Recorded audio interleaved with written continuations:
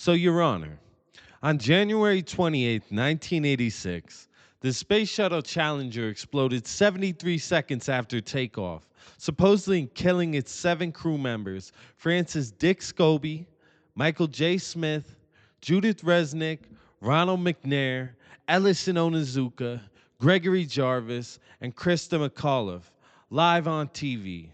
NASA blamed an O-ring failure.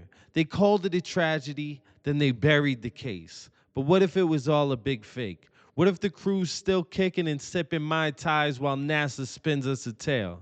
Let's break it down, Your Honor. First, the official story. The Challenger launched in chilly 36-degree weather, and 73 seconds later, boom, tragedy strikes. NASA's Rogers Commission said a faulty O-ring on a rocket booster failed, letting gas escape and triggering the disaster. The crew, which included Scobie as the commander, Smith, the pilot, Resnick, McNair, Onizuka, Jarvis, and McAuliffe, the teacher and space star, were declared dead. Remains were supposedly recovered in March 1986, with some buried at Arlington National Cemetery and others scattered at sea. Sounds tidy, right? But NASA's got a habit of cooking the books, so let's dig in, Your Honor. The wreckage doesn't add up. The explosion was a fireball, but the crew cabin was found mostly intact in the Atlantic weeks later, having separated and after falling 12 miles. NASA admitted emergency air packs were activated for at least 2 astronauts, suggesting they were alive post-blast. Yet they claimed the bodies were too mangled for autopsies. Really? In 1986, and with top forensic tech at their disposal, they could not ID 7 people? Dr. Joseph Kerwin's report said that the fall was not survivable due to a 207-mile-per-hour ocean impact. But if the cabin held, why no rescue attempt? Let's check out our first piece of video evidence as we hear from former astronaut Story Musgrave as he tells us they survived in a tone and with body language that implies he knows something more, in my opinion, Your Honor. Roll the tape for us, would you, bailiff? Sound is fast. Launch is fast. It's bang, and then it's a 2-minute ride down. Then you're conscious, we know that. Astronaut Story Musgrave told me the crew survived in that white cloud. It was Challenger's fuel tank that exploded. The shuttle itself just broke apart. The crew compartment with its 7 living occupants was intact. So now that you've seen that, Your Honor, here's the jaw dropper. The crew's been spotted alive. Judge, internet sleuths have found doppelgangers with the same names and birth dates living normal lives and walking amongst us. A Judith Resnick, born April 5th, 1949, teaches law at Yale. Same age our astronaut counterpart would be right now.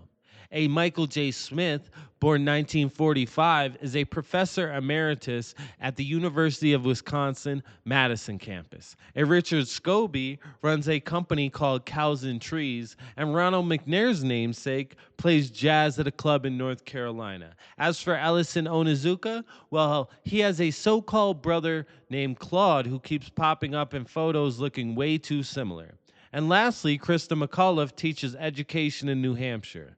Gregory Jarvis has not been found, most likely because he died before anyone started looking, I would assume. So 6 out of 7, now in their 70s or 80s, matching perfect descriptions and names. That's like flipping a coin and getting head 50 times in a row. It's statistically improbable, Judge. NASA says, oh, they're different people, pointing to their documented histories, like Resnick being at Bryn Mawr in 1972 while astronaut Resnick worked in Jersey. But if there was a cover-up, wouldn't NASA plant those paper trails? I'm not buying their coincidence line. It's too perfect to be random. And here's the real kicker, Your Honor. We've got video evidence, footage of Resnick and Smith being confronted and asked straight up if they're the Challenger crew. Let it roll it, Your Honor. And you know body language. You know how people act. Is this how innocent people act? Roll it, bailiff. Judy? Judy. How you doing? I'm from the press. I just had a quick question, if you don't mind. What press? I'm from a radio station in San Bernardino. I know there's a conspiracy about the space shuttle. No, I want to be polite. Friendly, just a question. So there's a lot of rumors about you being on that space shuttle. Obviously, you know, if you want to comment, we would really appreciate it. Are you Michael Smith? Yeah. Professor at university? Retired. Retired? Yeah. Yeah. Yeah, I just stopped by because there's this room. Are you aware of that? There's a rumor on the internet It's not me. that people are saying. Yeah, it's not me, obviously. I mean, anybody that looks at my background, looks where I was born, it's not me. So the question now is, why fake it, Your Honor? The motive is the rocket fuel to this conspiracy. Let's set the stage. It's 1986. The Cold War is at its peak, and the government's got a history of mind control experiments like MK Ultra, where the CIA used trauma to mess with people's heads in the 50s, 60s, and 70s.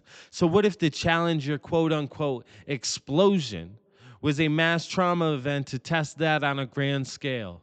Picture it, Judge. Millions watch live as a teacher of the country handpicked Krista McAuliffe blows up on live TV. The grief, the fear, it's a perfect psychological weapon. So NASA ignored engineers' O-ring warnings to make it happen, ensuring a spectacle that would scar a generation.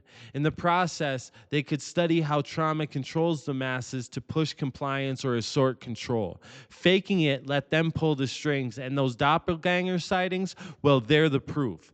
The crew, Scobie, Smith, Resnick, McNair, Onizuka, Jarvis, and McCloughy, were whisked away while the government played puppet master. Now let's look at the pattern of deception. NASA ignored safety warnings pre-launch, they overruled engineers to meet a political deadline, and post-disaster, they locked away debris for decades with limited access. The 2003 Columbia disaster, where they ignored foam strike risks, killed 7 more astronauts, showing a habit of dodging blame. Broad government cover-ups like Iran-Contra in the 80s back this up. And get this, the Social Security Death Index lacks records for some of the crew like Jarvis and Resnick, hinted they never died officially. NASA's secrecy with autopsy details and wreckage control smells like a cover-up to me, Your Honor. So here's where we wrap it up. Plain and simple, the Challenger disaster was a fake. The intact cabin, the activated air packs, the missing autopsies, doppelganger sightings, NASA's mind control motive, their deceptive track record, and the teacher PR stunt, it's a conspiracy launch pad.